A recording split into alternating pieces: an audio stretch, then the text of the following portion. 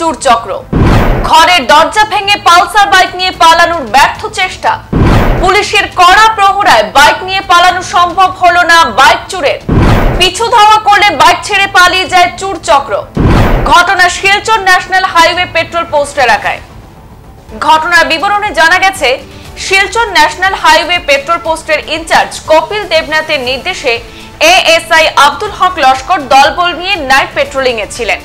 চেংকুড়ি এলাকায় পেট্রোলিং করার সময় একটি পালসার বাইকের পিছু ধাওয়া করে পুলিশ। চোর পুলিশকে দেখে বাইক নিয়ে ক্ষেতের জমিতে পড়ে যায়। স্থানীয় লোকরা পুলিশের গাড়ির শব্দ শুনে ঘর থেকে বেরিয়ে আসেন। তখন বাইক চোর সুযোগ বুঝে পুলিশের চোখে ধুলো দিয়ে বাইকটি ফেলে দিয়ে পালিয়ে যেতে সক্ষম হয়। কিছু সময় পর চুরি যাওয়া বাইকের মালিক ঘটনাস্থলে উপস্থিত হন। সংবাদ মাধ্যমের সাথে কথা বলতে গিয়ে চুরি যাওয়া বাইকটির মালিক মুন্না মিয়া জানান, ওনার ঘর চেংদুয়ার বস্তিতে। শনিবার রাত 1টা নাগাদ চুরের দল ওনার ঘরের দরজা ভেঙে পালসার বাইকটি নিয়ে পালিয়ে যায়। তখন তারা শব্দ শুনে ঘর থেকে বেরিয়ে দেখেন তাদের ঘরের দরজা ভেঙে পালসার বাইকটি চুরি করে নিয়ে গেছে চুরের দল।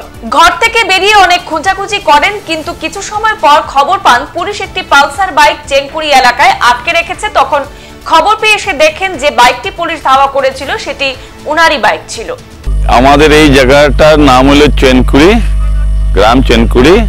একটু পরে গেলে আমাদের চেনকুড়ি চা বাগান টি এস্টেট এরিয়া। গতকালকে রাত্রে প্রায় 3 ঘটিকার সময় আমাদের ন্যাশনাল পিপি সেকেন্ড ইনচার্জ লস্কর বাবু 3 ঘটিকার সময় আমার চেনকুড়ি রাস্তা নিয়ার প্রেরণা স্কুলের পাশ থেকে দুটা চোর একটা বাইকে পিশা লয়েছিল। সেই পিশার করতে আমাদের চেংকুড়ি গ্রামে এসে গম্ভীর সিনহার বাড়ির সামনে একটা ক্ষেতের জায়গা ছিল। সেই ক্ষেতের জায়গায় বাইকটা ফেলে গিয়ে চেংকুড়ি বাগানের দিকে চলে গেছে। রাত্রে 3টা আমরা সব গ্রামবাসী আমরা বাইরে হয়েছি। বাইরে হওয়ার পরে চেংকুড়ি গ্রামের মানুষ তথা আমাদের চেংকুড়ি বাগানের মানুষ বাইরে হইয়া আমরা সব ঘোরাঘুরি করছি, কিন্তু পাইনি। চোরগুলো চলে গেছে। চোর 2টা।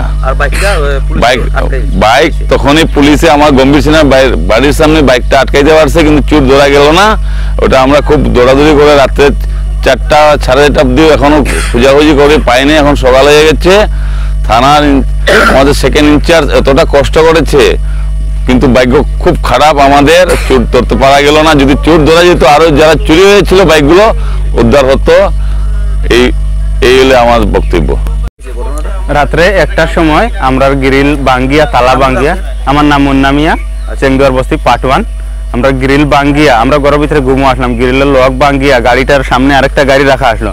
ওটা না নিয়া ওটা বাইর করিয়া তারা লইয়া আইছে। এরপরে আমরা ফোনে যোগাযোগ করছি। যোগাযোগ করার পরে পুলিশ প্রশাসনের কাছে ওটাও ধন্যবাদ যে তারা আমার গাড়িটা আটকাইয়া সক্ষম হয়েছে আমার হাতে তুলিয়া দেওয়ার লাগিন।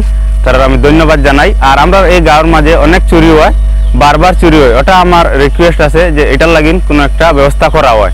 বারবার আমরা গাড়ি এখান থেকে আগেও ওরকম 4-5টা চুরি হয়েছে, আমরা এটা ধরতাম পারছি না।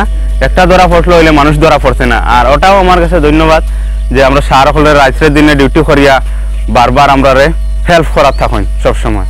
ধন্যবাদ। সংবাদ এই পর্যন্তই। ফিরছি পরবর্তী অন্যান্য আপডেট নিয়ে। ধন্যবাদ।